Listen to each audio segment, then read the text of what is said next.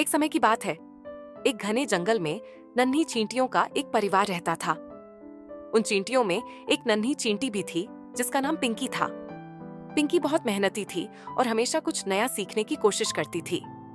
एक दिन पिंकी की माँ ने उससे कहा, पिंकी, हमें सर्दियों के लिए खाना इकट्ठा करना चाहिए।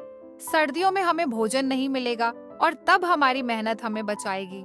पिंकी ने अपनी माँ की बात ध्यान से सुनी और खाना इकट्ठा करने में जुट गई। वह सुबह से शाम तक मेहनत करती और अपने घर में खाना जमा करती। उसके दोस्त भी थे जो दिन भर खेलते रहते थे और पिंकी का मजाक उड़ाते थे।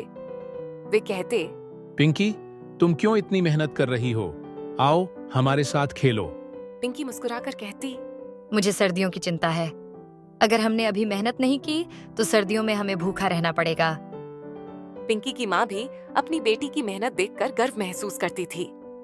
उसने पिंकी को प्रोत्साहित किया और कहा, पिंकी, तुम्हारी मेहनत एक दिन जरूर रंग लाएगी। समय बीतता गया और धीरे धीरे गर्मी का मौसम खत्म हो गया। सर्दियां आने लगीं। अब चारों ओर ठंड ही ठंड थी और खाने का कहीं नामो निशान नहीं था। पिंकी के दोस्त जो गर्मियों में केवल खेलते थे, अब भूखे और ठंड से कांप रहे थे। उनके पास खाने के लिए कुछ भी नहीं था।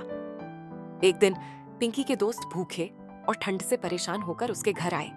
उन्होंने पिंकी से कहा, पिंकी, हमने तुम्हारी मेहनत का मजाक उड़ाया, लेकिन अब हमें समझ आ गया है कि मेहनत का फल कितना मीठा होता है। क्या तुम हमारी मदद कर सकती हो? पिंकी ने अपनी माँ से कहा, माँ, क्या हम अपने दोस्तों की मदद कर सकते हैं? वे भूखे हैं और ठंड से परेशान हैं।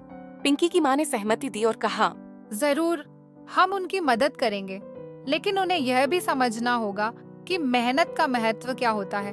पिंकी और उसकी माँ ने अपने दोस्तों को अपने घर बुलाया और उन्हें खाना खिलाया।